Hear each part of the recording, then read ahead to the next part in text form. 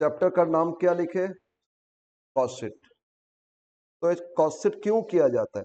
Point A, ये होता क्या? तो डेफिनेशन आप लिख सकते हो।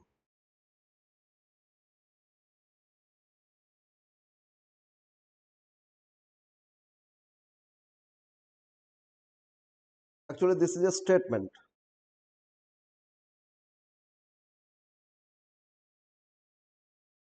A periodical statement. A periodically हम लोग प्रिपेयर करते हैं स्टेटमेंट प्रिपेयर्ड बाय, कौन प्रिपेयर करते? Prepare by manufacturing company.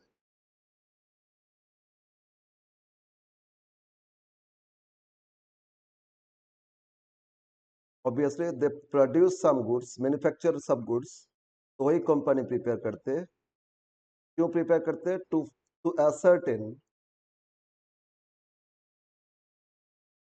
Ascertain मतलब फाइंड करना।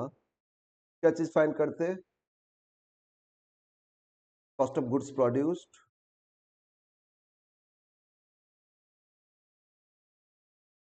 कितना गुड्स प्रोड्यूस किए, उसका कॉस्ट क्या, comma cost of goods sold,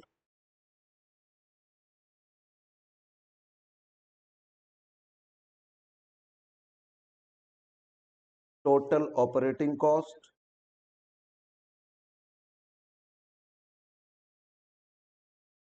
and sales.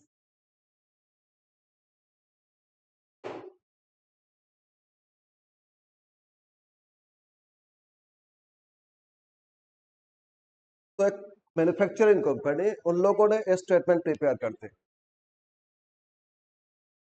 Total operating cost and sales. तो कॉस्ट के साथ प्रॉफिट जोड़ोगे, सेलिंग प्राइस आ जाएगा। तो सेल्स प्राइस क्या होगा, क्या सेल्स प्राइस है तो क्या प्रॉफिट, या प्रॉफिट दे दिया तो सेलिंग प्राइस क्या होगा, ये सारा फाइंड करते।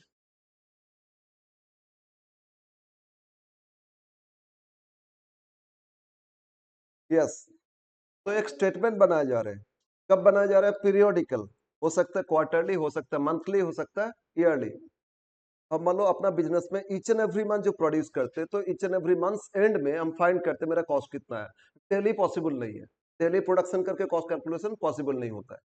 तो हम लोग मंथ एंड हो गया तो इस मंथ में कितना प्रोड्यूस हो गया देखे, उसका कॉस्ट कितना आएगा, और उसको बेचेंगे तो क्या प्राइस में बेचेंगे, ये फाइंड करना किससे करेंगे? कॉस्ट शीट से करेंगे, ठीक है ना। और इसमें सिर्फ सेल्स नहीं, इसमें क्या क्या फाइंड करेंगे? गुड्स प्रोड्यूस की उसका कॉस्ट कितना, जो सामान बेचे उसका कॉस्ट कितना, और टोटल ऑपरेटिंग कॉस्ट, ये जो प्रोडक्शन चल रहा है ना, सारा प्रोसेस को बोलते हैं ऑपरेटिंग एक्टिविटी। अपना फैक्ट्री में प्रोडक्शन करते, उसको बेचते, ये सारा काम जो चल रहा है ना, उसको क्या बोलते हैं? Operating activity. तो ऑपरेटिंग एक्टिविटी में कॉस्ट कितना, वही सिर्फ लेंगे कॉस्ट शीट में।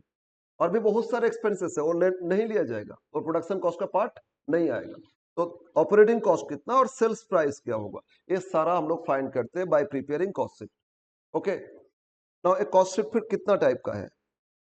टाइप्स ऑफ, हाँ ठीक है, हर एक प्रोडक्ट के लिए अलग अलग, एक एक यूनिट के लिए नहीं, तो एक एक वेराइटी ऑफ प्रोडक्ट। जैसे अगर मान लो एक फैक्ट्री है, गारमेंट बनाते, गारमेंट प्रोडक्शन करते, गारमेंट तो क्या होगा? ड्रेस। तो ड्रेस में तो शर्ट भी हो सकता है, पैंट भी हो सकता है, और क्या, टी शर्ट भी हो सकता है। तो सबका तो अलग अलग होगा ना। अब यानी कि सबको एक साथ कर लो, नहीं, ऐसे हो ही नहीं सकता है। तो जितना शर्ट बन रहा है उसके लिए कॉस्ट कितना देखोगे, एक एक शर्ट पे कितना, टोटल कितना, वो देखना होगा। उसका सेलिंग प्राइस ऑब्वियसली डिफरेंट। जितना जीन्स पैंट बन रहा है उसके लिए अलग से हो जाएगा, आधार पैंट बन रहे हैं उसके लिए अलग हो जाएगा। तो सबका अलग अलग वैरायटी सब। लेकिन आप लोगों को जो दिया जाएगा ना, एक सिंगल यूनिट, मतलब वो एक ही प्रोडक्ट हो रहे हैं। जैसे पेन प्रोडक्शन करे तो पेन ही प्रोडक्शन कर रहे हैं, और एक ही टाइप का पेन है, अलग अलग लेवल नहीं, ठीक है ना। तो ये सबका कॉस्ट फाइंड करोगे। हाँ, कभी कभी एक दो दे सकते हैं कि दो अलग अलग प्रोडक्ट है, तो दो प्रोडक्ट में उसको डिवाइड कर दोगे, ठीक है। बट दो प्रोडक्ट तो दो कॉलम कर लोगे, तीन प्रोडक्ट तो तीन कॉलम कर लोगे, लेकिन अब लोग का एक ही प्रोडक्ट रहेगा तो एक ही कॉलम में हो जाएगा, ठीक है ना। यस। अब हम लोग आते हैं कॉस्ट शीट कितना types, classification, types of cost sheet, types of cost sheet.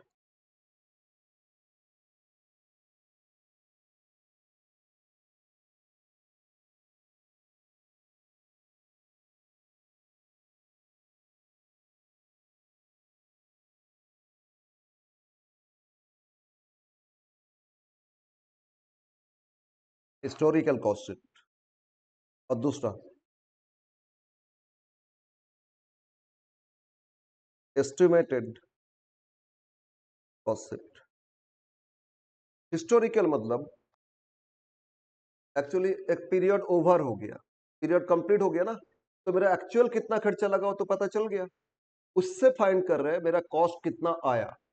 और दूसरा, इस मंथ ओवर हो गया, कॉस्ट फाइंड कर लिए, नेक्स्ट मंथ में प्रोडक्शन डबल करना चाहते, तो उसके लिए क्या आएगा, क्या होगा, एस्टिमेट कर रहे हैं, ठीक है ना। तो एक पास्ट पीरियड का करोगे तो हिस्टोरिकल, और फ्यूचर का एस्टिमेट करोगे तो एस्टिमेटेड। तो कॉस्ट एक ही फॉर्मेट सेम है, लेकिन उसमें to different calculation.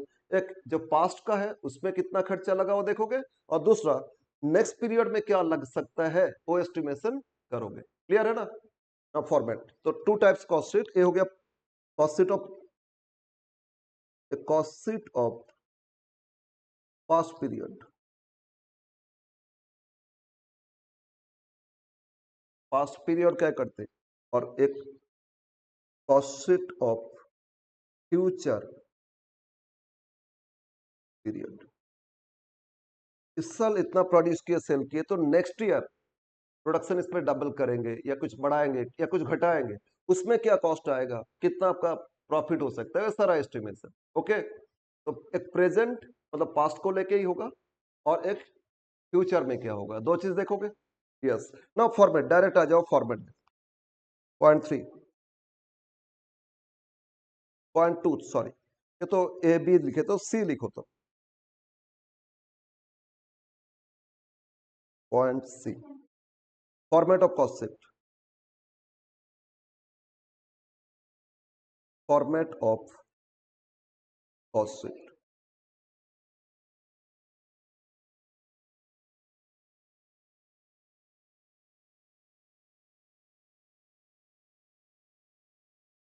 Statement of cost sheet of, company का नाम लिखोगे, for the period, for the period ended, एक पर्टिकुलर ईयर हो तो ईयर का करोगे, months, quarter, whatever.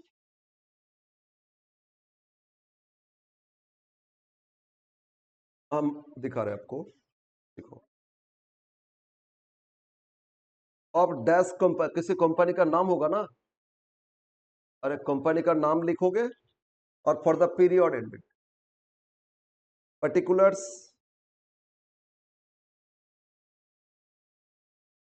Amount detail, amount net rupees, एक डिटेल कॉलम और एक फाइनल कॉलम।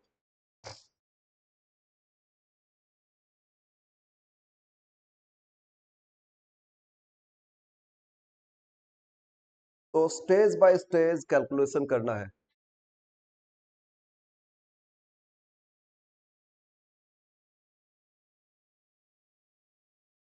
ओके, स्टार्ट करें आप। बोलो, कोई भी सामान हम प्रोड्यूस कर रहे थे, मेन इंग्रेडिएंट्स क्या लगता है, रॉ मटेरियल। तो मटेरियल्स कितना लगा वो देखेंगे, इतना परचेज नहीं किए, यानी कि जितना परचेज किए पूरा लग गया, तो क्या फाइंड करेंगे, रॉ मटेरियल कंज्यूम कितना। You have to find first calculation, raw materials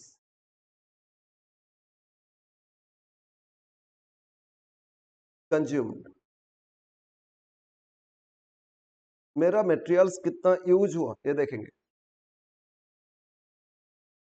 maximum question में जो करोगे वही फॉर्मूला हम दे रहे हैं। एट द बिगिनिंग कितना मटेरियल्स था, opening stock of raw material, मेरा गोडाउन में कुछ मटेरियल्स था at the beginning of the year, कितना का मटेरियल्स था लिख लो। अब इस साल जितना बाई करेंगे ये इस पीरियड में, तो मेरा स्टॉक बढ़ेगा ना, ऐड करोगे purchase of materials,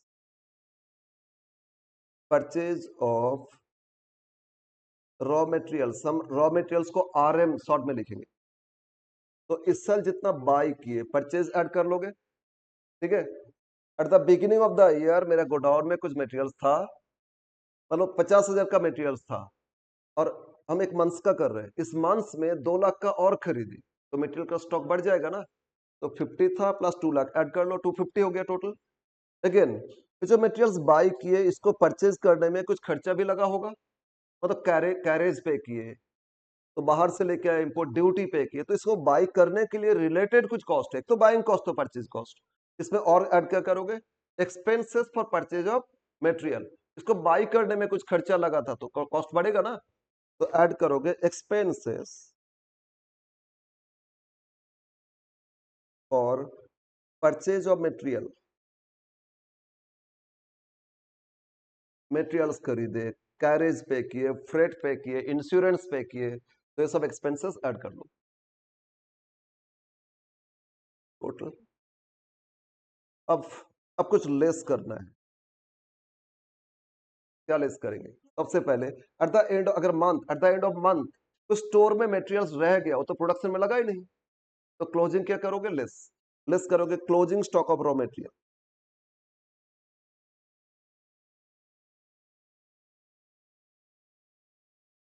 closing stock of material कितना का क्लोजिंग स्टॉक है, ये लेस करोगे, ठीक है। अगेन कुछ और लेस करना है, मटेरियल्स खरीदे थे लेकिन कुछ डिफेक्टिव मटेरियल्स आ गया, क्या करेंगे बोलो, जहां से खरीदे थे कुछ सामान ठीक नहीं था, वापस कर देंगे, वापस कर देंगे तो लेस होना चाहिए ना, उतना तो यूज हुआ नहीं, तो लेस करोगे purchase return. Purchase return of raw material, कितना मटेरियल्स रिटर्न कर दिए वो लेस कर दोगे, लेस। और भी कुछ लेस करेंगे, और क्या लेस होगा ना, कुछ मटेरियल्स गोडाउन में चोरी हो गया, डिस्ट्रॉयड हो गया, चाहे आग लग गया या चोरी हो गया, तो एब्नॉर्मल लॉस। तो मेरा टोटल में से कुछ मटेरियल्स तो चोरी हो गया, कम हो गया ना, प्रोडक्शन में लगा क्या, नहीं, तो माइनस करना होगा, माइनस करोगे, रिमेनिंग यूज हुआ ना, तो लेस करोगे एब्नॉर्मल लॉस।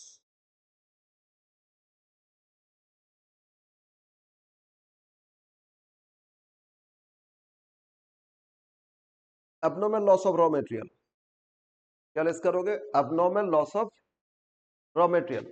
लेकिन लॉस दो तरह का होता है, एक नॉर्मल और एक एब्नॉर्मल, सिर्फ एब्नॉर्मल लॉस लेस करोगे, नॉर्मल लॉस लेस नहीं करना। और एब्नॉर्मल लॉस में लेस कितना करेंगे, मान लो 40,000 का मटेरियल कॉस्ट, कॉस्ट कितना था 40,000, डिस्ट्रॉयड हो गया, तो 40,000 लेस करेंगे, कितना लेस करेंगे, अरे गोडाउन में टोटल मटेरियल था 2,50,000, टोटल कॉस्ट था 2,50,000, और इसमें से 40,000 कॉस्ट, इतना का मटेरियल डिस्ट्रॉयड हो गया, और इंश्योरेंस को, मेरा इंश्योरेंस किया हुआ था, तो इंश्योरेंस कंपनी 30,000 क्लेम दे दिए, तो कितना लेस करेंगे, नहीं 40,000 पूरा लेस करो। एक मिनट, इंश्योरेंस कंपनी जो 30,000 दिए थे, वो क्या वो लोग मटेरियल्स देते हैं या कैश देते हैं, तो स्टॉक तो मेरा 40 गया और कैश आया 30, तो इसका मतलब 10 स्टॉक गया क्या, नहीं, स्टॉक तो 40 चला गया ना। क्लेम कभी स्टॉक में नहीं मिलता है, क्लेम के लिए कैश मिलता है, तो स्टॉक मेरा 40 डिक्रीज हो रहा है ना, तो इसमें कौन सा प्राइस लेस करोगे, कॉस्ट, कभी क्लेम एडजस्ट नहीं करोगे, तो इसमें कॉस्ट लिख लो। दे सकता है कि इंश्योरेंस क्लेम इतना मिल गया, और देखना नहीं है, total cost of materials destroyed, उसको आप क्या करोगे, लेस कर दोगे, समझ में आना, ओके, बस ये सब लेस कर देना, और बाकी जो है वो मिल गया आपको, रॉ मटेरियल कंज्यूम कितना, ठीक है। तो फर्स्ट आप कैलकुलेशन करोगे, क्या कैलकुलेशन करोगे, रॉ मटेरियल कंज्यूम, तो इसका फॉर्मूला क्या हो गया आपका, ओपनिंग, अच्छा नॉर्मली मैक्सिमम क्वेश्चन में यही आएगा, opening add purchase less closing, maximum question में opening add purchase less closing, but कुछ एक्स्ट्रा एडजस्टमेंट दे रहे, तो आप करोगे, अगर एक्सपेंसेस परचेज रिलेटेड है जोड़ोगे, और एब्नॉर्मल लॉस और रिटर्न है तो लेस करोगे, क्लियर है, यस। एंड अनदर कंसेप्ट उसको भी हम लोग समझते, क्वेश्चन में इतना कुछ नहीं दिए, ओपनिंग कितना था, परचेज कितना, हाँ बोल दिए परचेज इतना किए थे, और बोल दिए इशूड टू प्रोडक्शन, क्या बोल दिए, स्टोर से प्रोडक्शन में इशू किए कितना 5 लाख, तो प्रोडक्शन में इशू के मतलब वो तो यूज हुआ ना, तो इशू टू प्रोडक्शन मतलब कंज्यूम हो गया डायरेक्ट, तो डायरेक्ट कंज्यूम है, तो इसमें और कुछ कैलकुलेशन नहीं करना होगा। तो दो ऑप्शन आपको, ओपनिंग, परचेज, क्लोजिंग सब कुछ दे रहे हैं, तो ये फॉर्मूला अप्लाई करोगे। और दूसरा क्या बोले, इशूड टू प्रोडक्शन दे दिए, तो डायरेक्ट वही कंज्यूम हो जाएगा। क्लियर है? यस। नाउ तो मटेरियल्स कॉस्ट कितना लगा ये पता चल गया, तो मटेरियल्स अपना प्रोडक्शन में भेजे, ठीक है ना। जैसे मान लो ये मेरा फैक्ट्री है, फैक्ट्री में आपका यहाँ प्रोडक्शन चल रहा है, इसमें 4-5 मशीन है, सब लेबर लोग काम कर रहे हैं, और दूसरा रूम है वो मेरा स्टोर है, उसमें मटेरियल्स रखे थे, तो मटेरियल्स को उस स्टोर से यहाँ लेके आया तभी ना प्रोडक्शन हुआ। तो मटेरियल्स कितना लगा वो पता कर लिए। अब बोलो प्रोडक्शन कौन कर रहे हैं, प्रोडक्शन कर कौन कर रहे हैं, लेबर। तो लेबर को भी तो कुछ पे कर रहे हैं, चैप्टर किया ना लेबर कॉस्टिंग, तो लेबर को क्या देते हैं, वेजेस। तो इसमें दो तरह का वेजेस है, जो डायरेक्ट प्रोडक्शन में इन्वॉल्व है उनको कितना वेजेस पे किया, डायरेक्ट वेजेस, और जो हेल्पर है, अदर लेबर है, सुपरवाइजर, वो तो प्रोडक्शन में इन्वॉल्व नहीं, इनडायरेक्ट वेजेस। लेकिन हम लोग यहाँ डायरेक्ट प्रोडक्शन में कितना लेबर को दिए वो ऐड करेंगे, तो क्या ऐड करोगे, डायरेक्ट वेजेस, तो ऐड करोगे, ऐड इसके साथ जोड़ते जाओगे, एक हेड लिखो, डायरेक्ट एक्सपेंसेस।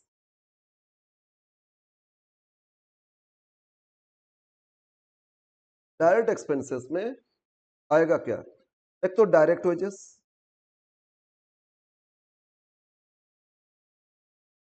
यानी प्रोडक्शन के साथ जो लेबर काम कर रहे हैं वो डायरेक्ट वेजेस, कुछ नहीं दिए तो समझ लेना डायरेक्ट ही, ठीक है। और बोल देगा डायरेक्ट वेजेस या प्रोडक्टिव वेजेस बोल दिए तो डायरेक्ट वेजेस, तो डायरेक्ट वेजेस कितना है वो लिखोगे।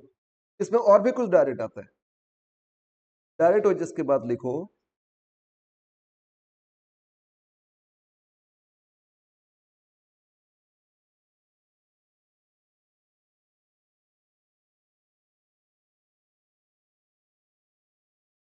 कंज्यूमेबल स्टोर्स को छोड़ दो, लिखो चार्जेबल, शॉर्ट में लिख दो, इसका नोट अलग कर देंगे,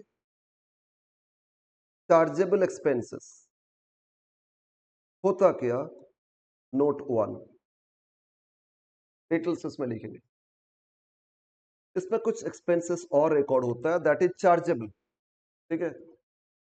मतलब प्रोडक्शन हो रहा है तो ये चार्ज लग रहा है, प्रोडक्शन होने से चार्ज लगता है, तो उसको क्या बोलते हैं, चार्जेबल एक्सपेंसेस, वो इसमें आएगा। एक हम अभी एक एग्जांपल दे रहे हैं, बाद में नोट 1 में डिटेल्स देंगे। मैंने जो प्रोडक्शन कर रहे हैं ना, मान लो हम मेडिसिन प्रोडक्ट प्रोड्यूस कर रहे हैं, मैंने क्या चीज प्रोड्यूस कर रहे हैं, मेडिसिन, मेरा मेडिसिन फैक्ट्री है। अब मेडिसिन प्रोड्यूस कर तो मेडिसिन का तो पेटेंट होगा ना, अरे कोई ना कोई मेडिसिन इन्वेंट किए थे, जो डॉक्टर हो या रिसर्च किए थे उन लोगों ने मेडिसिन किए थे, उनका पेटेंट राइट होता है उनका। मतलब कोई डॉक्टर एक मेडिसिन इन्वेंट किए, अभी जैसे डेंगू चल रहा है ना, डेंगू का मान लो कोई इंजेक्शन या मेडिसिन इन्वेंट किए, तो उसके उनके पास क्या आएगा, पेटेंट राइट आएगा। अब वो डॉक्टर क्या मेडिसिन प्रोडक्शन करते, नहीं, वो तो रिसर्च कर लिए। इसके बाद जब एक पता चल गया सब कंपनी को, अरे कंपनी डॉक्टर मेडिसिन एक इन्वेंट किए, तो जितना भी मैन्युफैक्चरिंग कंपनी मेडिसिन बनाते उनके पास ऑफर लेके आएगा। तो ऑफर लेके आया तो डॉक्टर बोला ठीक है, आपको बनाने के लिए राइट हम देंगे, आप मेडिसिन बनाइए, और इसके लिए हमको रॉयल्टी दीजिएगा, रॉयल्टी ऑन प्रोडक्शन, जितना प्रोड्यूस करे कीजिएगा, एक एक यूनिट के लिए 10 रुपया रॉयल्टी लेंगे, जितना यूनिट्स प्रोड्यूस कीजिएगा एक एक यूनिट के लिए कितना रॉयल्टी लेंगे, 10 रुपया। तो बोलो एक साल में अगर 1 लाख यूनिट्स प्रोड्यूस किए तो 1 लाख इंटू 10 लाख उनको देना पड़ेगा। नेक्स्ट ईयर में अगर 50 लाख यूनिट्स प्रोड्यूस किए तो 50 लाख इंटू 10, 5 करोड़ देना पड़ेगा। तो बोलो प्रोडक्शन कर रहे हैं तो चार्ज लग रहा है ना, लग रहा है या नहीं। तो ये जो चार्ज लग रहा है किसके साथ, प्रोडक्शन के साथ, रॉयल्टी, ये हो जाएगा आपका चार्जेबल एक्सपेंसेस। ओके, दूसरा चार्जेबल एक्सपेंसेस, दूसरा चार्जेबल लेते हैं, मान लो आपका गारमेंट गारमेंट आप प्रोड्यूस करते हो, और आप स्पेशली डिजाइन कुछ गारमेंट्स प्रोड्यूस करते हो, नॉर्मल तो करते ही हो, और कुछ स्पेशल डिजाइनिंग मतलब वेडिंग कलेक्शन होता है ना, और वो भी मान लो मनीष मल्होत्रा, सब्यसाची, है ना, इन लोगों ने बहुत फेमस, और उन लोग का एक एक डिजाइन वो देता है तो करोड़ों रुपये चार्ज करते ना। तो जो डिजाइनिंग कॉस्ट, एक एक डिजाइनिंग दे दिए कि इस डिजाइन से ओनली 10 यूनिट बनाइएगा और हम पर यूनिट इतना लेंगे, स्पेशल डिजाइन होता है ना, और स्पेशल ऑर्डर आता है, उनको दिया जाता है। तो ये जो खर्चा लग रहा है वो भी क्या है? चार्जेबल। Chargeable, okay. तो कुछ चार्जेबल एक्सपेंसेस में आएगा तो उसको लिख लेंगे। और आधा डायरेक्ट, और भी कुछ। हाँ बोलो।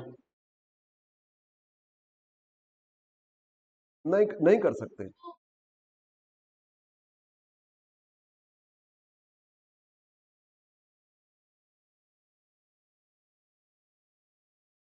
सेल्स पे रॉयल्टी, रॉयल्टी सिर्फ उनको होता है जिनके पास कुछ राइट है। राइट मतलब दो चीज होता है, कॉपीराइट या पेटेंट राइट। ये सब राइट अगर किसी को दे रहे हैं उसके अगेंस्ट में चार्ज करेंगे, उसको रॉयल्टी बोलते हैं। ना ना ना, वो रॉयल्टी नहीं।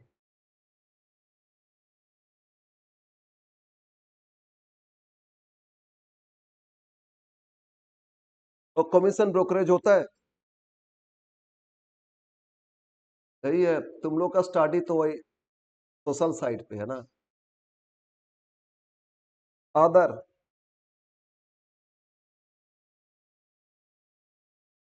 कुछ अदर डायरेक्ट एक्सपेंसेस, इसको ऐड करोगे। ठीक है, अदर डायरेक्ट एक्सपेंसेस वो भी ऐड करोगे। एक और ऐड करोगे। पैकिंग दो तरह का होता है।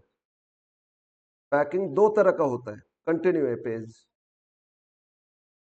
एक होता है प्राइमरी पैकिंग और एक होता है सेकेंडरी पैकिंग। प्राइमरी पैकिंग तो प्रोडक्शन का ही एक पार्ट है। Secondary packing to attract sales, sales customer. जैसे टूथपेस्ट, हम लोग टूथपेस्ट, पेस्ट ही तो प्रोडक्ट है ना। टूथपेस्ट में पेस्ट प्रोडक्ट है, लेकिन विदाउट ट्यूब तो प्रोडक्ट कभी हो सकता है। तो बिना ट्यूब का प्रोडक्ट नहीं है, तो ट्यूब हो गया आपका प्राइमरी पैकिंग, तो प्रोडक्शन कॉस्ट का ही पार्ट होगा। लेकिन उसके ऊपर देखो कार्डबोर्ड का एक रहता है, रहता ना। क्या वो नहीं होने से ट्यूब नहीं बेच सकता था? बेच तो सकता था। टू अट्रैक्ट कस्टमर, तो अच्छा सा पैकिंग करके बेचते, वो सेकेंडरी पैकिंग है। तो प्राइमरी पैकिंग को लेंगे, प्रोडक्शन कॉस्ट का पार्ट है। जैसे मेडिसिन, मेडिसिन अगर लिक्विड है तो बॉटल्स में आएगा, तो बॉटल हो गया प्राइमरी पैकिंग। समझ में आया ना। फिर मान लो बहुत सारे बॉटल पैक करके किसी को भेज रहे हो तो सेकेंडरी पैकिंग, वो नहीं आएगा। क्लियर है? तो इस तरह प्राइमरी पैकिंग वो भी आएगा। देखो, प्राइमरी पैकिंग मटेरियल्स,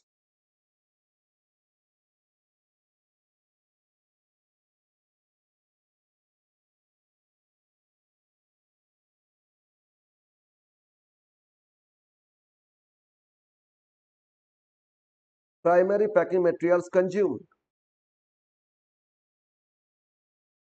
ये सारा कॉस्ट जोड़ लो।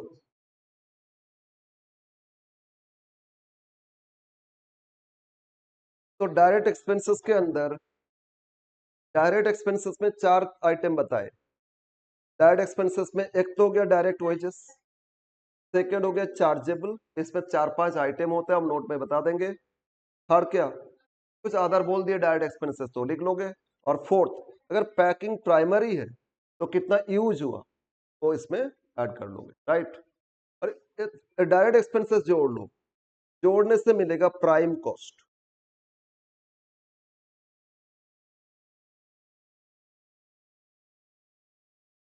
मतलब मटेरियल कंज्यूम पहले आया था, ठीक है ना। बोलो सबसे पहले क्या फाइंड किए थे? Raw material consume.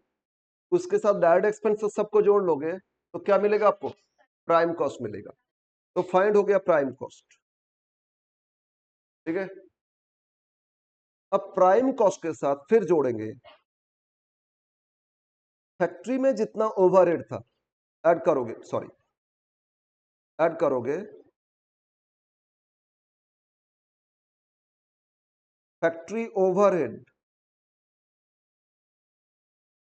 Overhead expenses, factory overhead, कितना फैक्ट्री जहां प्रोडक्शन हो रहा है फैक्ट्री, ठीक है, उसमें कितना इनडायरेक्ट एक्सपेंसेस है वो सारा ऐड करोगे। हम कुछ नाम लिखेंगे इसमें। तो फैक्ट्री ओवरहेड में क्या आ सकता है?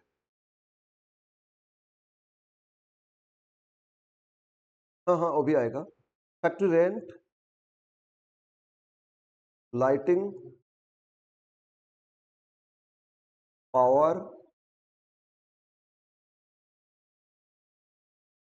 Etcetera. Factory rent, factory lighting, factory power, etcetera.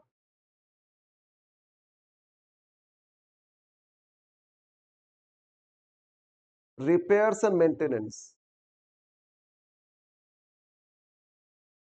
repairs and maintenance of factory assets, factory में जो भी एसेट्स था उसमें रिपेयर मेंटेनेंस किए, ठीक है। नेक्स्ट,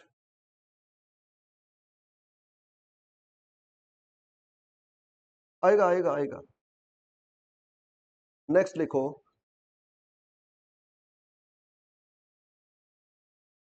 इनडायरेक्ट मटेरियल्स, कुछ मटेरियल्स इनडायरेक्ट यूज किए तो आएगा इसमें इनडायरेक्ट मटेरियल्स। कुछ मटेरियल्स ना हम लोग प्रोडक्शन में नहीं यूज करके कुछ और पर्पस में खर्चा कर दी, चैरिटी ठीक नहीं है। जैसे अपना गारमेंट फैक्ट्री है, गारमेंट्स प्रोडक्शन करते, पैंट साड़ी सब प्रोड्यूस करते, लेकिन फेस्टिवल के टाइम अपना लेबर को क्या दिए, पैंट पीस और 60 पीस कपड़ा दिए, गारमेंट्स नहीं दिए। तो बोलो मटेरियल्स ही तो दिए ना, किसको दिए बोलो? तो ये क्या प्रोडक्शन में लगा? नहीं तो, लेकिन खर्चा तो हुआ, उसको बोलोगे इनडायरेक्ट। जो मटेरियल्स प्रोडक्शन में इन्वॉल्व है वो तो डायरेक्ट मटेरियल्स था, कंज्यूम में लिखे थे ना, लेकिन कुछ मटेरियल्स इनडायरेक्टली यूज किए, प्रोडक्शन में यूज नहीं किए, उसको क्या बोलोगे? इनडायरेक्ट। ओके, वो इसमें लिख लोगे। इसी तरह इनडायरेक्ट वेजेस, जो हेल्पर है ना उन लोगों को भी तो दिए थे, indirect wages.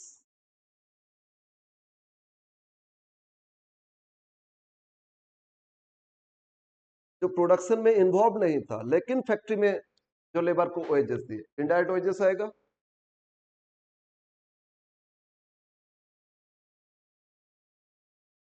Depreciation on factory assets, अगर फैक्ट्री एसेट्स पे डेप्रिसिएशन है वो भी आपका फैक्ट्री एक्सपेंसेस, ठीक है। Depreciation on factory assets. और कुछ और लिखेंगे, क्वेश्चन में बोल सकता है मैन्युफैक्चरिंग, मैन्युफैक्चरिंग एक्सपेंसेस, अगर दे दिया समझ लेना इनडायरेक्ट। ये सारा ओवरहेड एक्सपेंसेस, ठीक है, ऐड कर लो। प्राइम कॉलम में प्राइम कॉस्ट के साथ इसको जोड़ोगे, प्राइम कॉस्ट में इसको ऐड करोगे,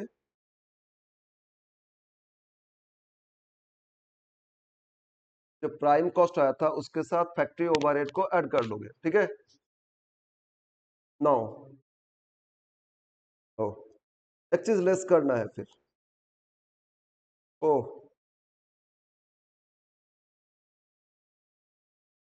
एक लेस करोगे, सेल ऑफ स्क्रैप मटेरियल। अगर कुछ मटेरियल स्क्रैप हो गया उसको बेचे तो कुछ तो कॉस्ट कम हो जाएगा ना, सेल ऑफ स्क्रैप मटेरियल्स है तो लेस कर देना।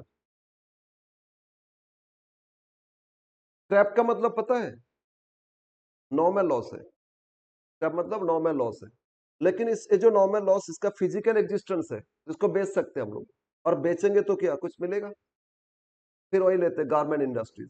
अगर हम लोग, अच्छा कैसे हो सकता है समझो, अगर मैंने 60 बना रहा है 60, तो उसके लिए कपड़ा क्या, कपड़ा ही तो मटेरियल्स है, कपड़ा मतलब लॉन्ग क्लोथ है, लॉन्ग क्लोथ को जब काटिंग करेंगे तो छोटा छोटा टुकड़ा बचेगा या नहीं? अरे लॉन्ग क्लोथ को काटिंग किए 10-60 काटिंग कर लिए तो छोटा छोटा टुकड़ा भी तो बच गया, वो यूजलेस हो गया। तो वो यूजलेस कपड़ा उसको बेच सकते क्या? हाँ बेच सकते, केजी में खरीद लेता है, जो लोग टॉय बनाता है तो उससे टॉय का ड्रेस बना लेते, या जिन लोगों ने टॉय नहीं, कोई गद्दा ये करते ना, उन लोगों ने लॉट में खरीद लेते, गद्दा के अंदर डाल देता है, आपका घर में जो सोफा एटसेट्रा उसके अंदर डाल देता है वो लोग। तो मतलब क्या है, मेरे लिए यूजलेस है, स्क्रैप है, लेकिन किसी और के लिए यूजफुल है, हम बेच दिए तो कॉस्ट तो कम हो जाएगा ना, तो जितना स्क्रैप बेच पाओगे वो माइनस कर दो, लेस किए तो मेरा आया, इसको जो अमाउंट मिला इसको बोलेंगे ग्रॉस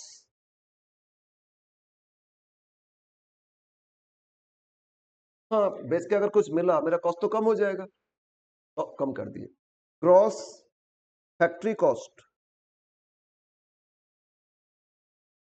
या वर्क्स कॉस्ट, इसको बोलते हैं ग्रॉस फैक्ट्री कॉस्ट या ग्रॉस वर्क्स कॉस्ट। ठीक है, नाउ टेबल बहुत लेंथी है, ग्रॉस फैक्ट्री कॉस्ट या ग्रॉस वर्क्स कॉस्ट। अब इसमें ऐड करेंगे ओपनिंग WIP या सेमी फिनिश्ड गुड्स।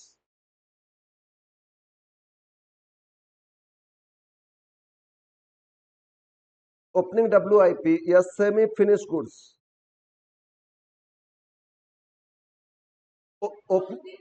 ओपनिंग को ऐड करेंगे और क्लोजिंग को लेस करेंगे। क्लोजिंग WIP या क्लोजिंग सेमी फिनिश्ड गुड्स, इसको लेस कर देंगे तो आपको मिलेगा नेट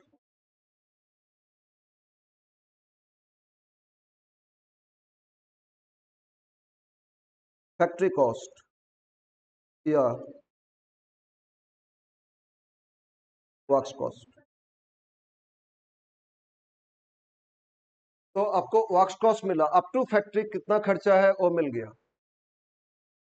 अगर वर्क इन प्रोग्रेस मतलब semi finish goods, work in progress का दूसरा नाम क्या है, मतलब पूरा फिनिश नहीं है, आधा फिनिश्ड हुआ है।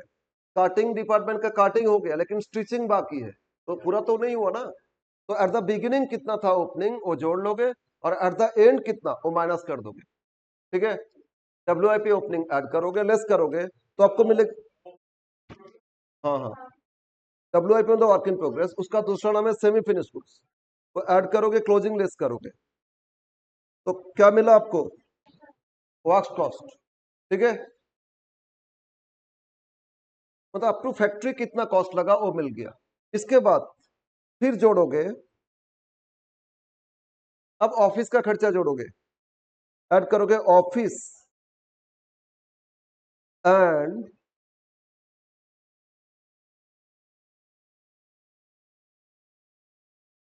एडमिनिस्ट्रेशन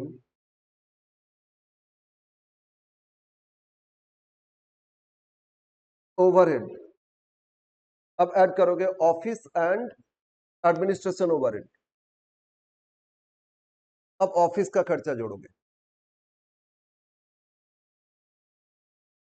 हम्म, अरे ऑफिस से ही तो सारा मैनेजमेंट होता है, कितना प्रोडक्शन करेंगे, कितना सारा डिसीजन कौन ले रहे हैं, ऑफिस। तो ऑफिस का खर्चा भी तो जोड़ना पड़ेगा, करेंगे ना।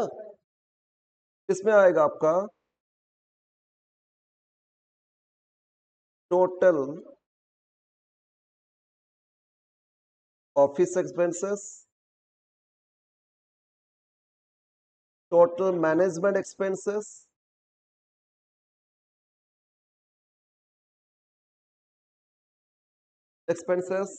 Third research and development expenses. R&D आजकल बहुत ज्यादा चलते ना, रेगुलर बेसिस चलता रहता है। बड़ा बड़ा कंपनी में रिसर्च डिपार्टमेंट है क्या, एक बार साइंटिस्ट को एक ही बार अपॉइंट करेंगे उसके बाद और उसका कुछ काम नहीं है। तो रिसर्च डेवलपमेंट होता रहता है, ऑलवेज होता रहता है। बोलो, मोबाइल फोन सोचो ना, ऑलवेज अपग्रेड होता है, न्यू मॉडल क्यों आता है, रिसर्च डेवलपमेंट चल रहा है, तो रेगुलर बेसिस चलता रहता है। ठीक है, तो रिसर्च एंड डेवलपमेंट एक्सपेंसेस जितना है वो यानी कि एक बार रिसर्च कर लिए हो गया तो बैकडेटेड हो जाओगे। ठीक है, ऑलवेज रेगुलर चलता है, ये सब खर्चा जोड़ लो। अब आपको मिला, क्या मिला, cost of production.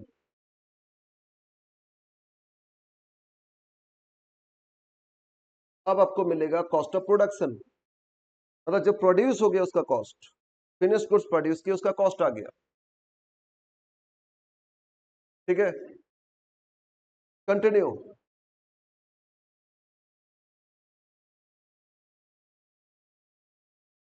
Now cost of production में ऐड करेंगे,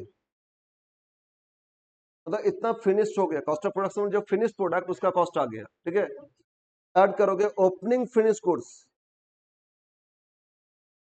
opening stock of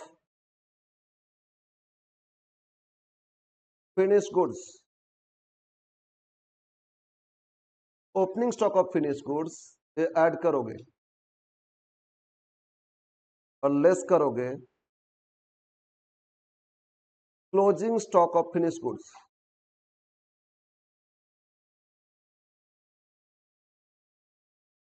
closing stock of finish goods ये आप लेस करोगे। और क्लोजिंग स्टॉक कैलकुलेशन कैसे करोगे सीखना है, note 2, how to calculate closing stock, ये कैलकुलेशन सीखेंगे, इसमें लिख दो नोट 2। तो आपको मिल गया कॉस्ट ऑफ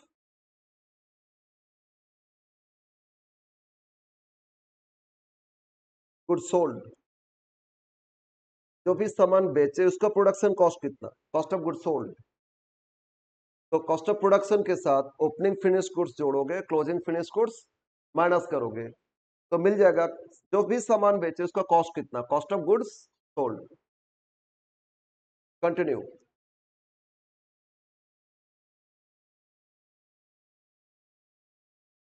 अब अगर बेचे तो बेचने का भी तो खर्चा है, बेचे तो सेलिंग एक्सपेंसेस भी तो लगेगा ना, फिर इसमें ऐड करोगे सेलिंग इनडायरेक्ट, जितना ओवरहेड लिख रहे हैं मतलब सब इनडायरेक्ट, डायरेक्ट प्राइम कॉस्ट के अंदर हो गया, सेलिंग एंड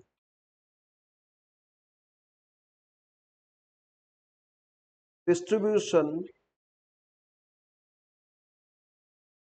ओवरहेड। अब बेचने के लिए कितना खर्चा लगा, ठीक है, last head selling and distribution overhead, बेचने के लिए मेरा कितना खर्चा लगा, क्या क्या आ सकता है, कैरेज ऑन सेल, है ना, बोलो, कैरेज ऑन सेल बेचने का खर्चा आएगा,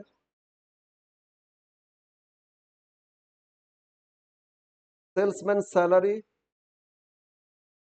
एंड कमीशन।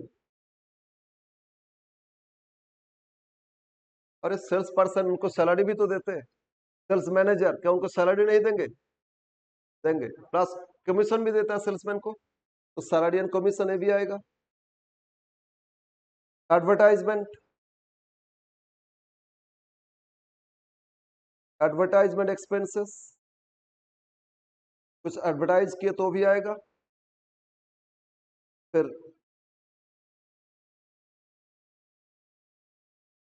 एडवर्टाइजमेंट या पब्लिसिटी एक ही बात है ना, yes, and distribution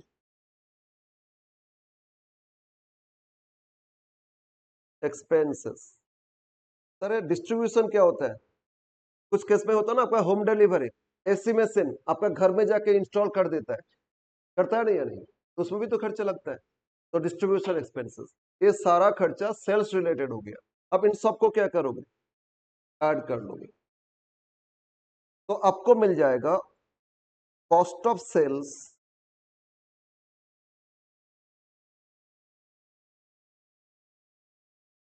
cost of sales दूसरा नाम है operating cost. Cost of goods sold में सेलिंग एक्सपेंसेस जोड़ोगे तो कॉस्ट ऑफ सेल्स आएगा, इधर क्या लिखे थे, कॉस्ट ऑफ गुड्स सोल्ड। अब मतलब प्रोडक्शन कॉस्ट कितना था जो बेचे, प्लस बेचने का खर्चा जोड़ लोगे तो क्या मिलेगा आपको, कॉस्ट ऑफ सेल्स, उसको बोलते हैं कॉस्ट ऑफ सेल्स। हाँ, कॉस्ट ऑफ गुड्स सोल्ड से कॉस्ट ऑफ सेल्स तो ज्यादा आएगा, एक्स्ट्रा और ऐड हो रहा है ना। इसके बाद प्रॉफिट है, ये हो गया ऑपरेटिंग कॉस्ट। ठीक है, तो एक तो कॉस्ट ऑफ सेल्स बोलते हैं, दूसरा नाम क्या है, ऑपरेटिंग कॉस्ट। बस अब इसमें प्रॉफिट जोड़ लोगे, अब इसमें प्रॉफिट या लॉस, प्रॉफिट ऐड करोगे तो सेलिंग प्राइस आ जाएगा इक्वल टू सेल्स, ये आ जाएगी। बस ये हो गया फॉर्मेट।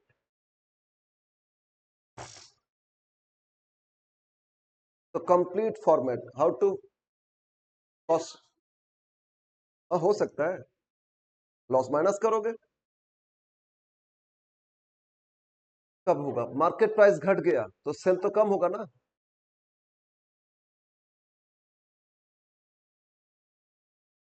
प्रॉफिट जोड़ लोगे, प्रॉफिट ऐड कर लोगे तो आपका सेल्स मिल जाएगा, और कभी कभी लॉस हो गया तो लॉस माइनस कर दोगे तो सेल्स मिल जाएगा, या सेल्स दे दिया बैलेंसिंग फिगर, प्रॉफिट या लॉस आ जाएगा। ओके, तो ये था format of costing.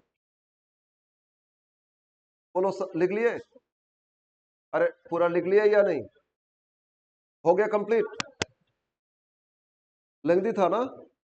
Yes. Note 1 and note 2 पहले नोट कर लेते फिर।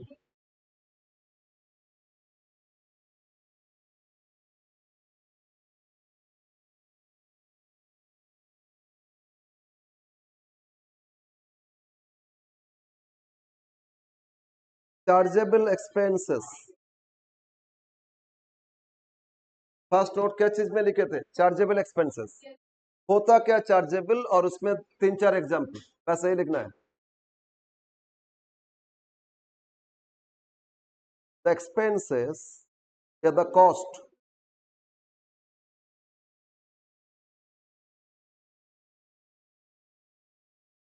incurred by company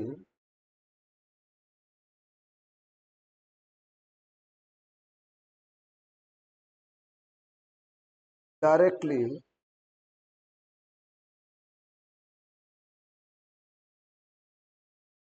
charged on production.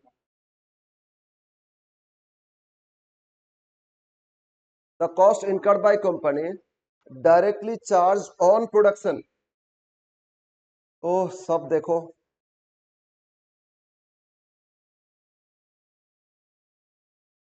The cost incurred by company directly charged on production, production में डायरेक्ट चार्ज हो रहे हैं। क्या क्या एक्सपेंसेस?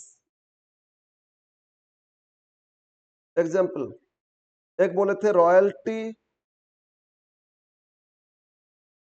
ऑन प्रोडक्शन, फर्स्ट क्या हो गया आपका? Directly, company directly charge on production, directly charge on the cost incurred, the cost incurred,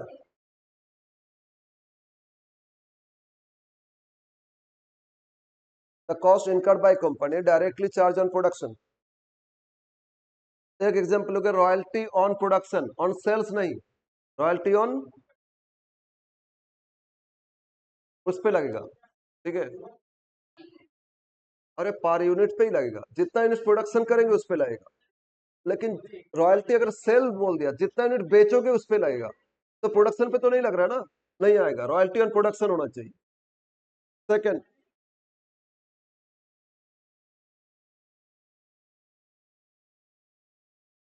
cost of plan and design, कुछ कुछ प्रोडक्शन में डिजाइन होता है ना, प्लान होता है, तो प्लानिंग कॉस्ट या डिजाइन कॉस्ट वो इसमें आएगा, ठीक है। देखो जो लोग बिल्डिंग बनाते हैं तो उन लोगों के लिए तो बिल्डिंग का प्लान होना चाहिए, उसके हिसाब से ही तो बनाएगा ना, तो जो प्लान बनाने का भी तो खर्चा लगता है, तो सारा खर्चा इसमें ऐड हो जाएगा। C third, hire charges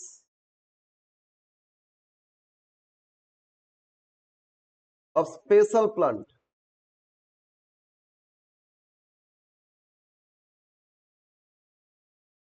higher charges, hire मतलब भाड़ा, hire charges of special plant. What is special plant? Actually मेरा मेरा फैक्ट्री में जो प्रोडक्शन करने के लिए मशीन है ना, वो मेरा प्लांट है, नॉर्मल प्लांट, फिर आते गारमेंट्स हम बनाते, तो बोलो तो कौन सा मशीन, स्टिचिंग मशीन लगेगा, स्टिचिंग मशीन ही तो लगेगा ना। और फिर लेबलिंग के लिए कुछ मशीन और हो सकता है, मेन क्या होगा, स्टिचिंग मशीन। और काटिंग तो सीजर से करते, और काटिंग मशीन भी आता है आजकल। आजकल काटिंग मशीन में एक साथ बहुत सारे बाल्क में कर देते हैं, और उसमें डिजाइन के साथ हो तो मतलब पूरा ये है, प्रोग्रामिंग है, ऑटोमेटिक मशीन है ना। तो प्रोग्रामिंग करके कर दिए कि इतना यूनिट्स काटिंग करना है, और शेप के हिसाब से वो पूरा काटिंग करके चला जाएगा। तो ये जो मशीन है वो कहाँ लग रहा है बोलो तो, प्रोडक्शन में। तो मेरा नॉर्मल मशीन से, लेकिन कटिंग स्टिचिंग मशीन है तो, लेकिन मेरे पास एक ऑर्डर आया, डिफेंस से ऑर्डर आया कि डिफेंस का जो बुलेट प्रूफ जैकेट है ना वो बना दीजिए। अब बोलो, बुलेट प्रूफ जैकेट को अगर बनाने के लिए अपना नॉर्मल स्टिचिंग मशीन यूज करेंगे, सारा नीडल्स टूट जाएगा। अरे बुलेट को ये नहीं कर सकते तो नॉर्मल नीडल्स टूटेगा या नहीं? तो मेरा नॉर्मल मशीन से प्रोडक्शन कर पाएंगे? अगर मेरे पास मैं गारमेंट्स बनाते, लेकिन नॉर्मल गारमेंट्स बनाते, पैंट शर्ट, इसके लिए स्टिचिंग मशीन से स्टिच हो जाता है। लेकिन अगर बुलेट प्रूफ जैकेट का ऑर्डर आया, 1000 क्वांटिटी ऑर्डर आ गया, तो 1000 क्वांटिटी बनाने के लिए मेरा नॉर्मल स्टिचिंग मशीन से कर पाएंगे? तो क्या करना होगा, एक मशीन खरीदना होगा जिस मशीन से हम लोग स्टिचिंग कर पाएंगे उसको। और एक बार खरीद लिए, आगे कोई ऑर्डर ही नहीं आया तो फिर फंस जाओगे ना। तो बेटर है इतना दिन के लिए ये ऑर्डर को सप्लाई करने के लिए किसी से हायर कर लेते। हायर क्यों कर रहे हैं, प्रोडक्शन करने के लिए ना। तो अगर हायर चार्जेस पे कर, स्पेशल मशीन हो गया, मेरे पास वो नहीं है, दैट इज वाई। तो स्पेशल मशीन के लिए कुछ हायर चार्जेस देंगे, वो आ जाएगा आपका higher charges, that is called chargeable expenses. अपना नॉर्मल प्लांट होता तो उसके लिए हायर चार्जेस नहीं लगता, समझ में आया। तो स्पेशल मशीन है, उस प्लांट है, उसके लिए कुछ चार्ज पे करोगे, तो दीज आर, इसको क्या बोलोगे आप, चार्जेबल। तो चार्जेबल एक्सपेंसेस प्राइम कॉस्ट का पार्ट है, उसमें जोड़ लोगे, ठीक है ना। नोट टू जो सबसे इंपॉर्टेंट है, note two is most important.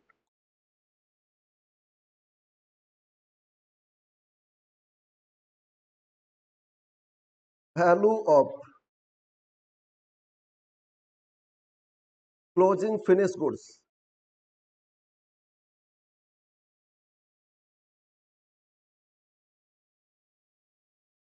Value of closing finish goods at the end of the period, at the end of month, at the end of year, जितना क्लोजिंग स्टॉक रह गया, कुछ quantity रह गया ना, उसका वैल्यूएशन कैसे करोगे, value of closing finish goods.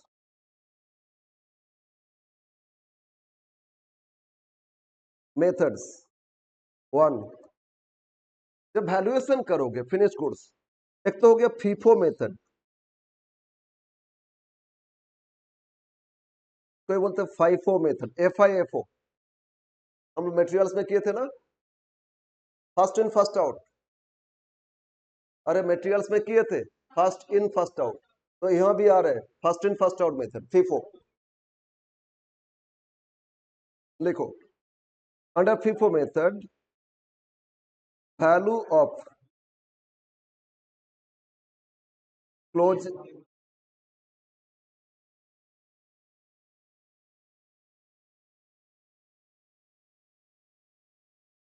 Value of closing finish goods equal to,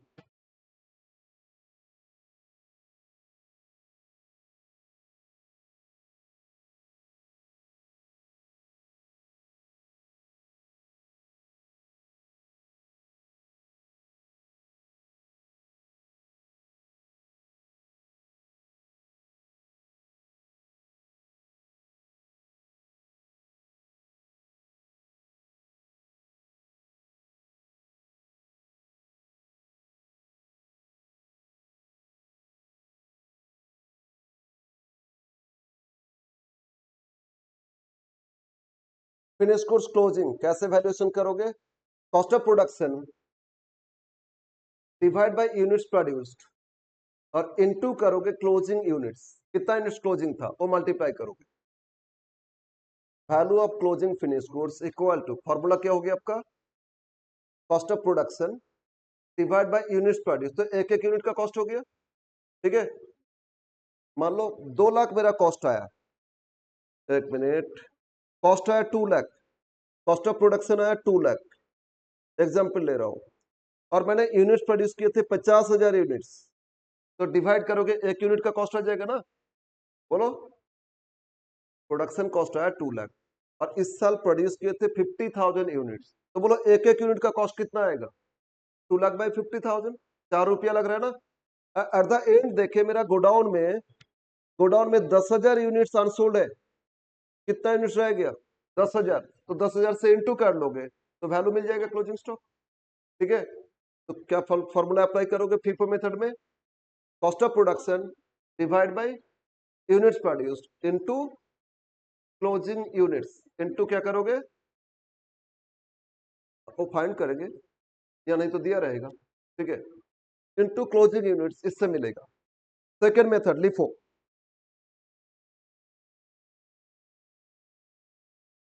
LIFO method.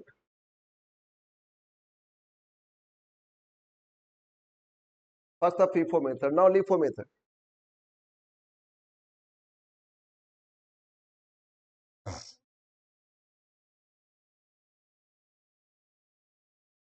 इसको हटाओ, ये तो एग्जाम्पल लिए थे, सिर्फ फॉर्मूला लिख लो, क्वेश्चन आगे सॉल्व करेंगे।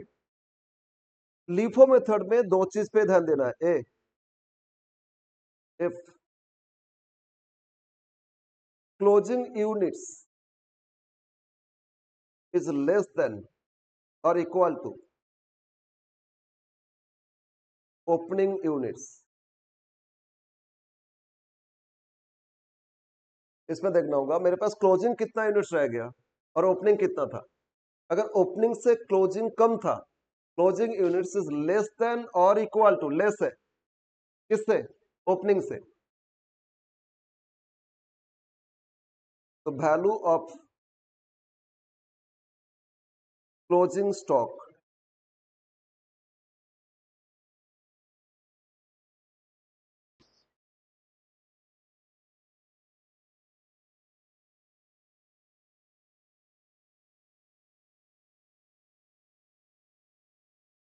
वैल्यू ऑफ ओपनिंग स्टॉक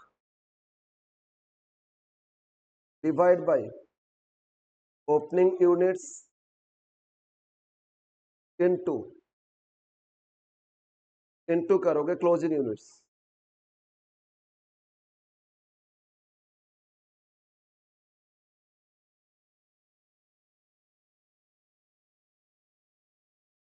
अगर क्लोजिंग यूनिट्स कम है ओपनिंग से तो फॉर्मूला ये लगाओगे, closing stock equal to value of opening stock by opening units into closing units. But second situation,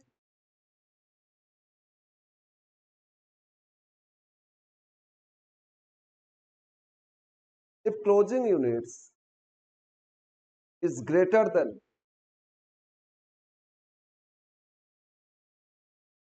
opening units,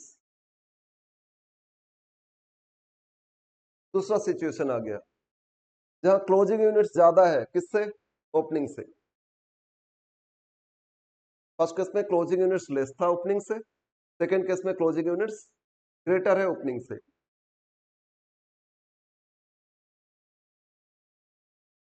value of opening stock, कितना opening stock का value, तो एज इट इज लिखोगे add value of excess closing units, extra कितना closing units,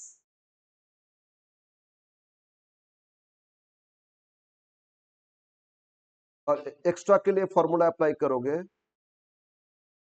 cost of production divide by units produced into access closing units. एक बार formula लिखो, अभी लग रहा है कि सर हम लोग रट रहे हैं, हम एग्जांपल देके समझाएंगे। अब भी एक बार रट लो, फिर एग्जांपल से समझेंगे, क्लियर हो जाएगा। ये हो जाएगा वैल्यू ऑफ, ये दोनों जोड़ लोगे, closing stock.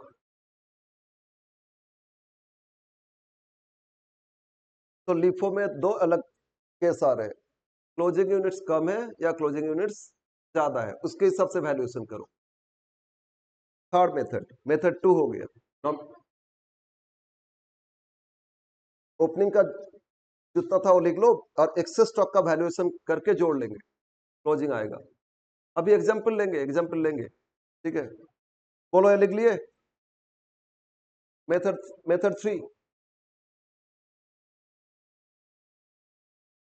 Method 3,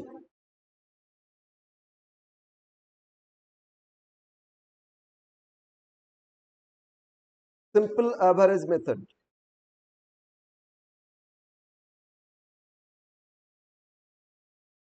third method, simple average method. इसमें भी FIFO, LIFO, simple average, weighted average, चारों फॉर्मूला इसमें भी लगेगा, ठीक है। Simple average method, value of closing stock equal to closing units multiplied by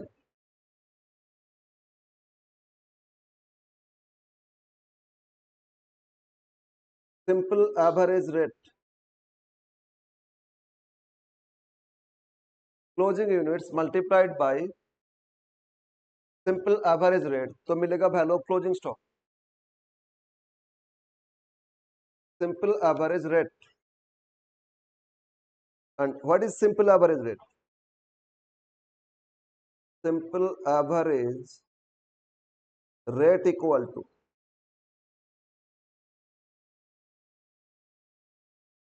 rate per unit. अच्छा, नीचे लिखो फॉर्मूला, स्पेस सफिशिएंट नहीं है। Simple average rate equal to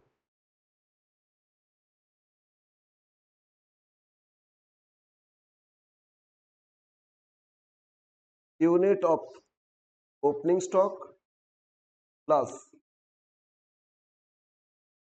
rate per unit, rate per unit, अरे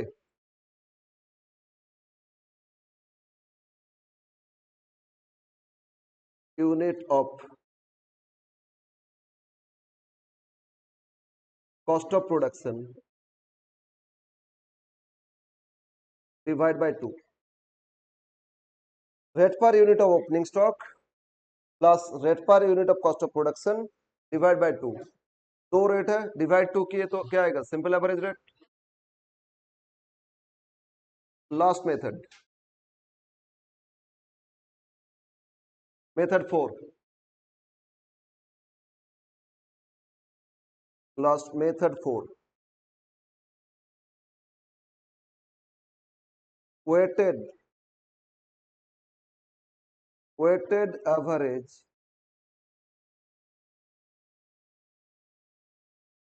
रेट मेथड। एक तो simple average method, last weighted average rate, ये last है। और आप लोगों का एग्जाम में ना 3 मेथड से आया है, फर्स्ट, सेकंड और लास्ट। और फर्स्ट तो होता ही है, और सेकंड और लास्ट से भी आया है क्वेश्चन, तो इसीलिए सब सीखना है आपको।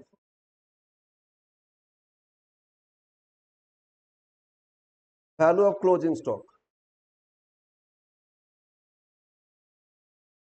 Equal to closing units multiplied by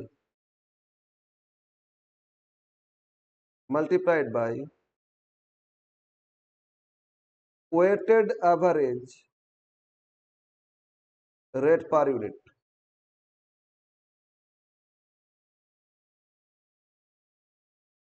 simple तो सिंपल एवरेज रेट से मल्टीप्लाई किए थे, वेटेड तो वेटेड एवरेज रेट, तो weighted average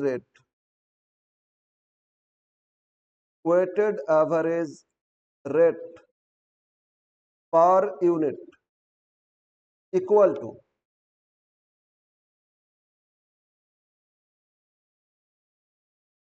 value of opening stock plus cost of production,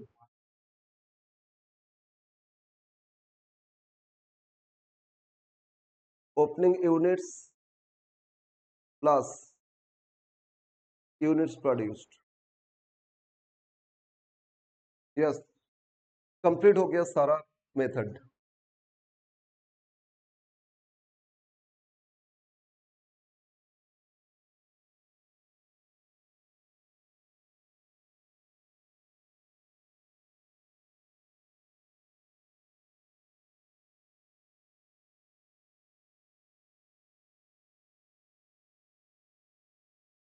okay, लिख लिए? कंप्लीट करो। अभी इससे कुछ एग्जाम्पल लेंगे, समझाएंगे तो क्लियर हो जाएगा। एक ही एग्जाम्पल चारों मेथड से करेंगे, क्लियर हो जाएगा। बोलो, कंप्लीट लिख लिए?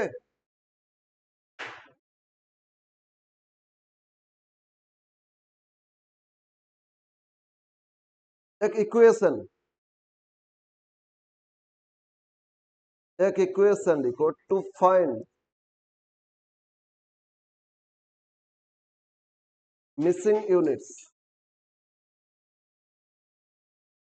एक इक्वेशन फॉलो करोगे, missing units, units produce missing है, यूनिट सोल्ड मिसिंग है, closing units missing. Equation two find missing units, ठीक है? क्या इक्वेशन है?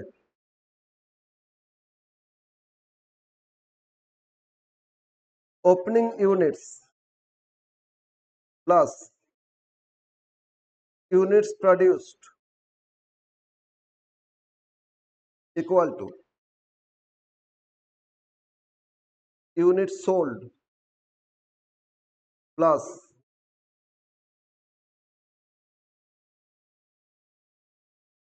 Closing units. ये इक्वेशन फॉलो करोगे। क्या फॉर्मूला हो गया?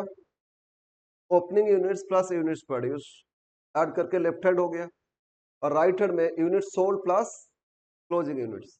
अब इसमें कोई भी एक मिसिंग है तो मिसिंग फाइंड कर लोगे। Opening units plus units produced equal to unit sold plus closing units, ठीक है? अब मान लो यूनिट्स प्रोड्यूस मिसिंग है, बोलो प्रोड्यूस मिसिंग तो कैसे करोगे? यूनिट्स प्रोड्यूस मिसिंग है तो यूनिट सोल्ड प्लस क्लोजिंग और ओपनिंग अपॉइंट माइनस कर दो, आ जाएगा प्रोड्यूस। या क्लोजिंग यूनिट्स मिसिंग है तो opening plus units produce minus करोगे यूनिट सोल्ड तो क्लोजिंग यूनिट्स आएगा।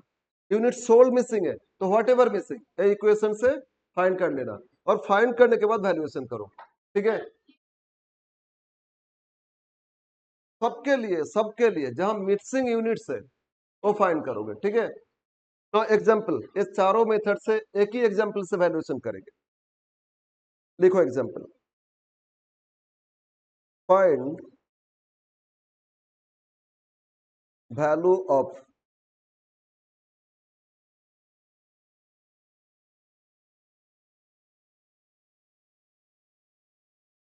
From the following. Find value of closing stock from the following.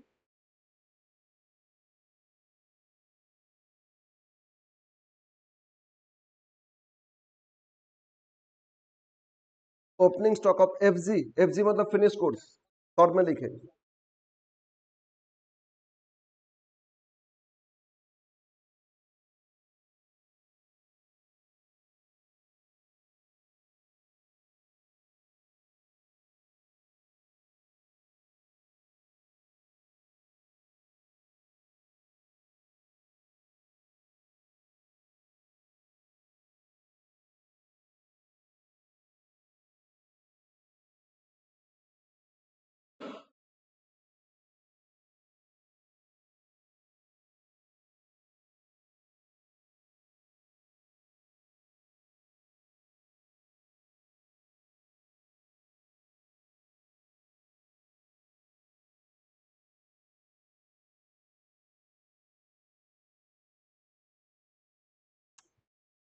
क्या हुआ?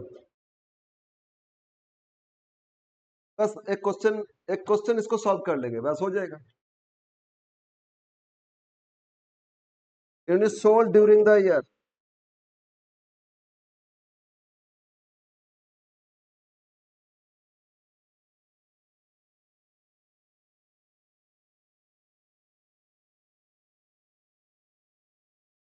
Units during the year. हो गया ये क्वेश्चन, एक क्वेश्चन कंप्लीट हो गया। अब वैल्यूएशन करेंगे।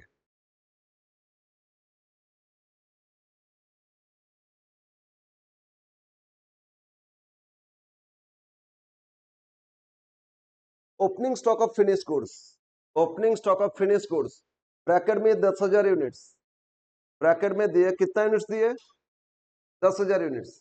इसका वैल्यू कितना दिए 80,000। और कॉस्ट ऑफ प्रोडक्शन इस साल प्रोड्यूस किए कितना यूनिट्स प्रोड्यूस किए 50,000 और इसका वैल्यू कितना 5 लाख। और यूनिट सोल्ड इस साल बेच दिए कितना यूनिट्स बेचे 48,000। तो ये है क्वेश्चन, आपको फाइंड करना है क्लोजिंग स्टॉक। मेथड नहीं बताया तो चारों मेथड से करेंगे, ठीक है। Okay,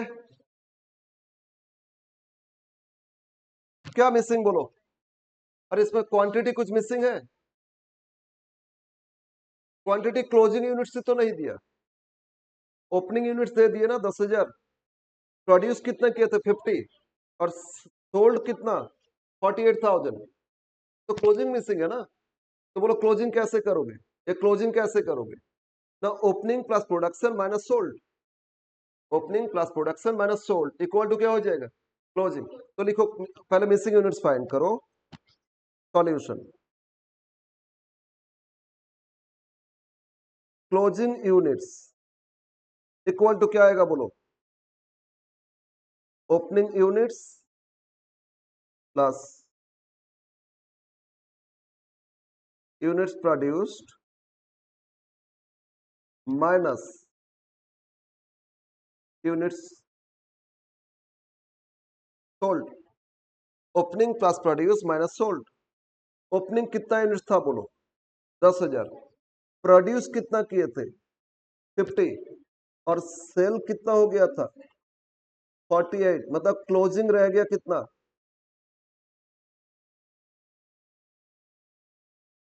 12,000 units. बोलो मिल गया क्लोजिंग यूनिट्स। अब valuation, value of closing stock,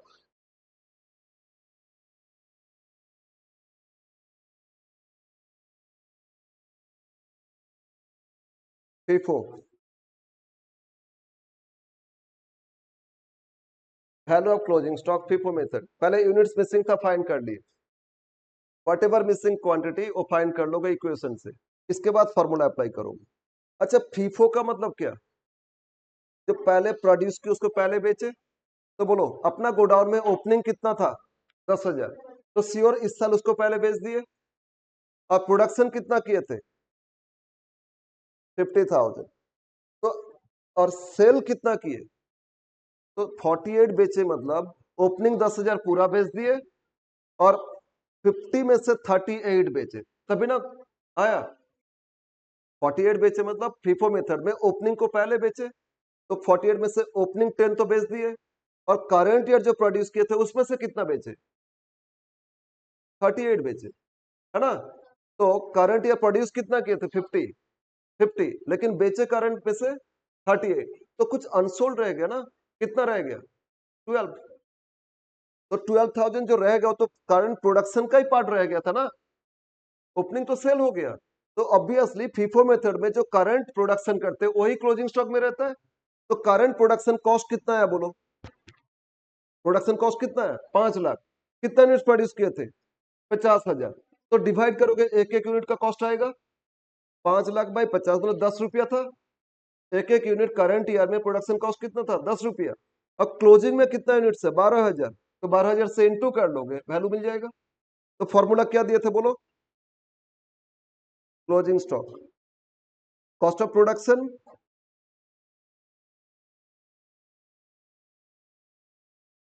क्या दिए थे formula, cost of production divide by units produced into closing units. बोलो कॉस्ट ऑफ प्रोडक्शन कितना दिए थे 5 लाख, कितना यूनिट्स प्रोड्यूस किए थे और क्लोजिंग कितना बचा 12,000 इंटू कर लो 1,20,000, तो क्लोजिंग स्टॉक वैल्यू कितना आएगा? 1,20,000, right. Second method,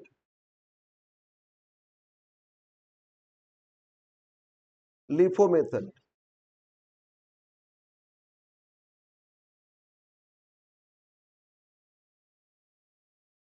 first method से तो क्लोजिंग स्टॉक हो गया। अब सेकेंड मेथड LIFO।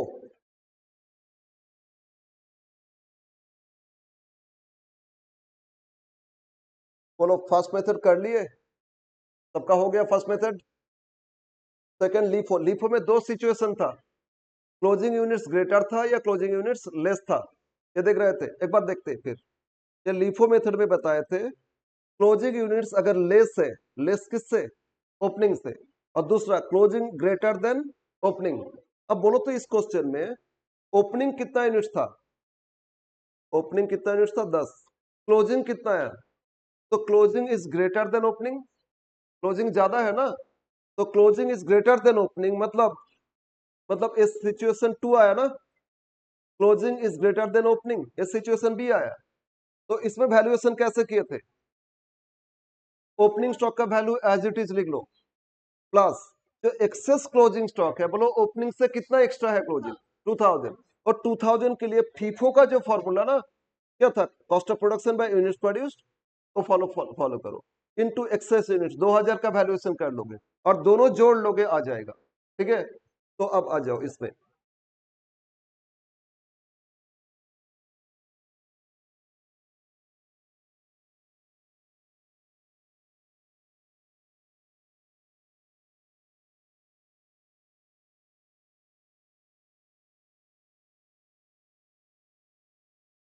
बोलो क्लोजिंग यूनिट्स कितना था? क्लोजिंग 12,000 है ना, ओपनिंग कितना था? 10,000। तो 10,000 से क्लोजिंग कुछ एक्सेस था, कितना एक्सेस? 2,000। फॉर्मूला क्या दिए थे? Value of opening stock,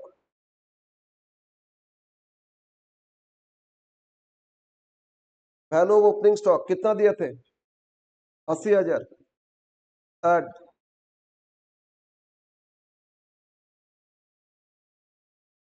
access closing units. अब कितना एक्सेस क्लोजिंग यूनिट्स वैल्यूएशन? इसके लिए फॉर्मूला क्या था? Cost of production. Cost of production कितना था? 5 लाख। बाय यूनिट्स प्रोड्यूस कितना था? 50,000। और बोलो तो ओपनिंग से कितना एक्सेस था? 2,000। ओपनिंग 10,000 था, क्लोजिंग 12, तो एक्सेस कितना? 2,000। तो 2,000 का वैल्यूएशन करो, कितना?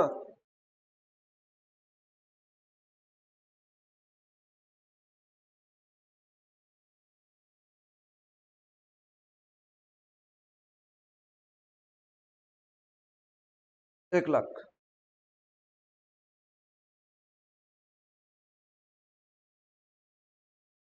तो क्लोजिंग स्टॉक वैल्यू कितना आ जाएगा बोलो?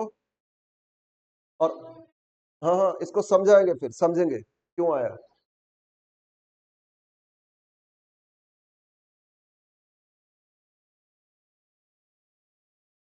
80,000 था ओपनिंग स्टॉक का वैल्यू, क्वेश्चन में देखो 80,000 दिए थे ना।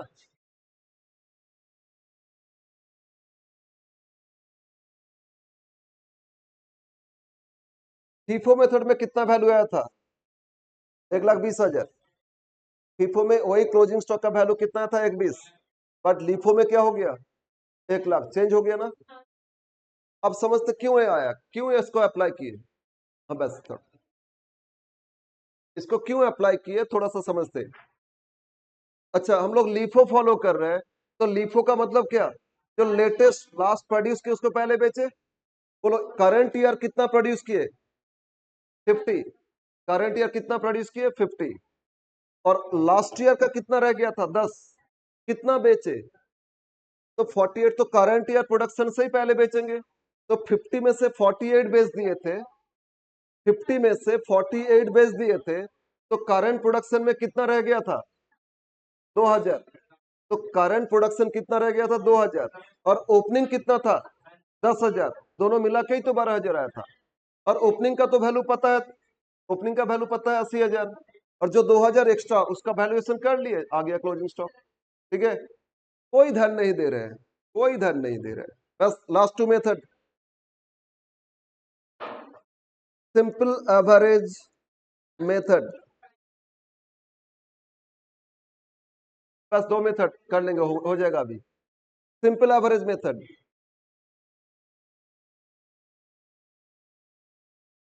Equal to closing units into simple average rate. ये तो था। बोलो क्लोजिंग यूनिट्स कितना, 12,000।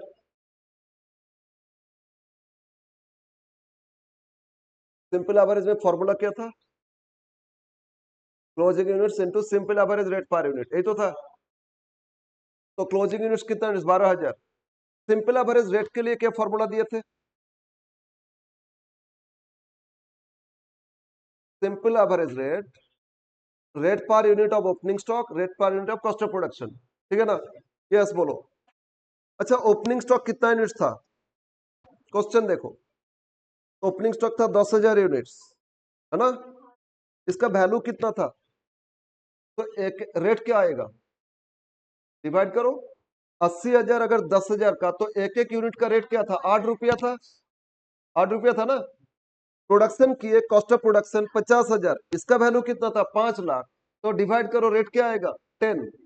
तो ओपनिंग स्टॉक का रेट क्या था, 8, प्रोडक्शन में रेट क्या है, 10। तो एवरेज करोगे 8 प्लस 10 डिवाइड बाय 2, ये हो गया simple average rate.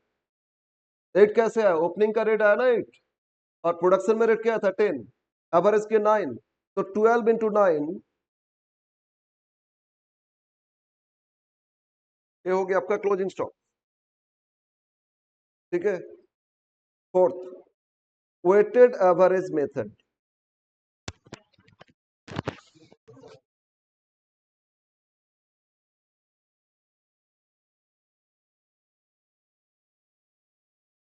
Closing units multiplied by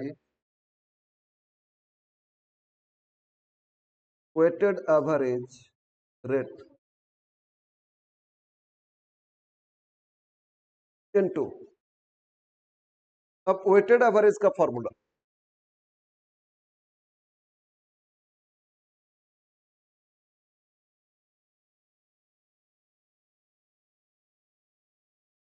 weighted average का formula, value of opening stock कितना था, 80,000 था ना। कॉस्ट ऑफ प्रोडक्शन कितना था, 5 lakh, divide by opening units कितना था, 10,000, और यूनिट्स प्रोड्यूस कितना था, 50,000। इससे आएगा weighted average rate, value of opening stock plus cost of production by opening units plus units produced, इससे वेटेड एवरेज मिलेगा। तो 12,000 इंटू 5,80,000 को डिवाइड करो 60,000 से, तो 4 जीरो तो कैंसिल हो गया। 12,000 इंटू 58 डिवाइड बाई 6, या कितना, 9.666, 9.67, दो डेसिमल में ले रहे, तो 9.67, 9.67 इंटू करो 12,000, 1,16,040, 116,040, ये हो गया आपका क्लोजिंग स्टॉक। अब देखो सभी मेथड चेंज, सब में डिफरेंट है। वेटेड एवरेज में कुछ और आंसर, सिंपल एवरेज में कुछ और आंसर, लिफो में कुछ आंसर, और फीफो में कुछ और आंसर। तो क्वेश्चन में क्या मेथड है उसके हिसाब से वैल्यूएशन करोगे, राइट। और अगर कुछ मेथड नहीं दिया तो फीफो फॉलो करोगे, कुछ नहीं देने से क्या फॉलो करोगे, फीफो फॉलो करोगे। नेक्स्ट डे प्रैक्टिस करेंगे हम लोग, ठीक है।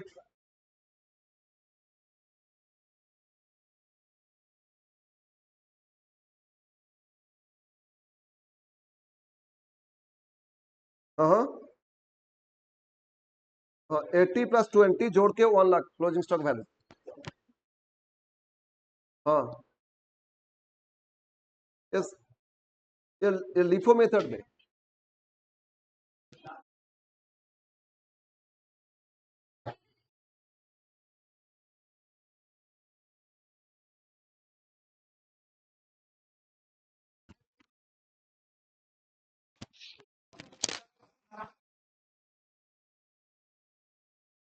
एक मिनट हम थोड़ा सा इसको ऑफ कर दें।